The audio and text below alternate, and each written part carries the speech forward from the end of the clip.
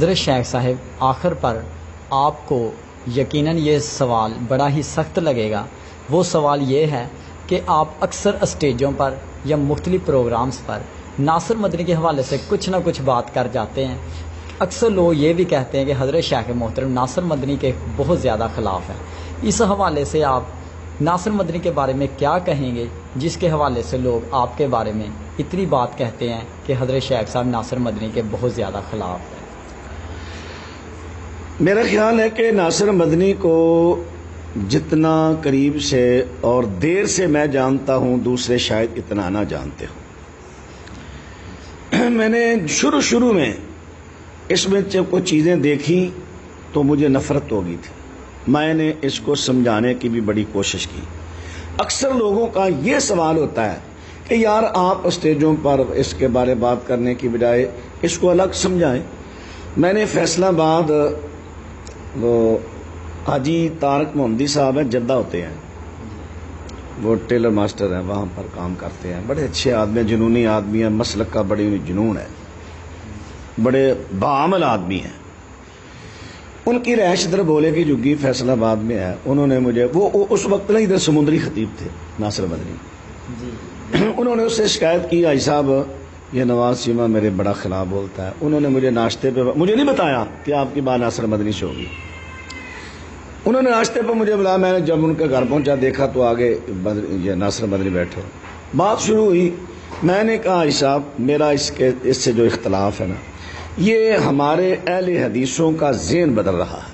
مثلا یہ ہر بات میں کہتا حسنین دے نانا نہ پیار کرنے والیا۔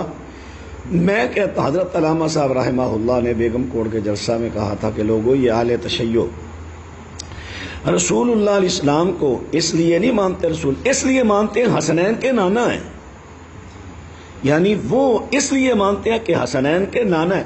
یہ بھی ہم کو وہی تاثر دینا چاہتا ہے۔ نانا ہونا حسنین کا شان ہے، ٹھیک ہے، اس کا انکار نہیں، لیکن نانے اولاد نواسوں کے اور بھی کئی ہوتے ہیں۔ شان رسول اللہ ہے، شان نبی اللہ ہے، نبی اللہ ہونا شان ہے، رسول اللہ ہونا۔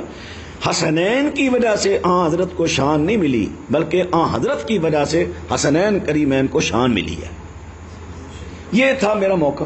اور اس کے علاوہ دوسرا میں نے اس وقت کہا کہ حاجی صاحب یہ قرآن بڑا غلط پڑھتا ہے، اس کو کہو کسی قاری صاحب کے پاس بیٹھ کر کم از کم قرآن تو ٹھیک کرے۔ تیسری بات میں نے کیا کہی تھی، دو باتیں تو یہ ہوئی تھی، مجھے وہ اور بھی یاد آتی ہے تو میں نے کچھ علم کے بارے میں نے سوال کیا۔ میں کہ مدنی صاحب آپ کس مدرسہ سے فارغ ہیں؟ چونکہ آپ کا دعویٰ ہے نا میں صاحب کا بریلوی ہوں، تو آپ کس مدرسہ سے فارغ ہیں؟ کہنے لگے جامعہ غوثیہ سے۔ میں نے کہا اچھا آپ پڑھے ہیں نا؟ ہاں۔ میں نے کہا ضمہ کسے کہتے ہیں؟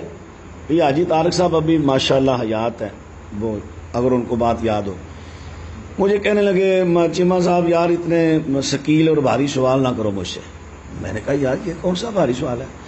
اب ضمہ ہے، جیسے قاری صاحب سے بچہ ناظرہ پڑھنے جاتا ہے، پہلے دن اس کو قاری صاحب کہتے ہیں یہ زبر ہے، یہ زیر ہے، یہ پیش ہے، پیش کو ضمہ کہتے ہیں۔ جس کو یہ ہی نہیں پتا ضمہ کیا ہے، فتح کیا ہے، نصب کیا ہے، جر کیا ہے، وہ یہی نہیں پتا وہ پڑھا کیا ہے۔ میں نے کہا مدنی صاحب یہ جھوٹ بولنا چھوڑ دو، صاف کہو میں نہیں پڑھا، یہ کہہ دو، جھوٹ نہ بولو کہ میں پڑھا۔ ابھی بھی وہ مجھے کسی ساتھی نے بتایا کہ ٹی وی پر بول کر کہتا ہے میں علامہ ہوں، میں یہ ہوں، میں مفتی فلاں ہوں۔ یہ جھوٹ کیوں بولتا ہے؟ بلکہ اس کو چاہیے جو اس کو علامہ کے اس کو روکے، بھائی نہیں میں تو ایک ادنا سا آدمی ہوں، میں علامہ نہیں ہوں، کیونکہ مسلک اہل حدیث جھوٹ کا، فراڈ کا، دھوکے کا نام نہیں، مسلک اہل حدیث خلوص کا نام۔ اس لیے میں اس کی اچھا ایک تو وہ موقع تھا۔ دوسرا موقع جب اس نے خود ہی قاری محمد افضل عزیزی صاحب ہیں لاہور کے، والٹن کے، ان سے کہا، انہوں نے ایک جوڑا پولا لاہور، وہاں پر انہوں نے اکٹھ کیا، تقریباً 25 علماء وہاں جمع تھے۔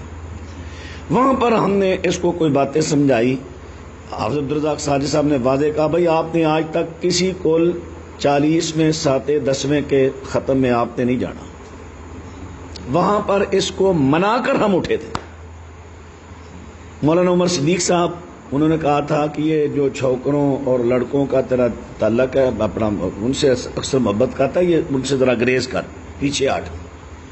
اور مجھے اور بھی کچھ ساتھی ہیں، ایک ساتھی کون سے انہوں نے کہا تھا یہ بین پانے چھوڑ دے، یعنی اس کے صرف چلے وہ تو باتیں تھیں ان کی، لیکن جو ضروری باتیں تھیں، ایک یہ کہا تھا کہ قرآن پاک کسی قاری صاحب سے بیٹھ کر اپنا ٹھیک کر، دوسرا کسی کل ساتا چالیسواں اس میں تو نے نہیں جانا، جو غیر شرعی فنکشن ہے وہاں پر تو نے نہیں جانا۔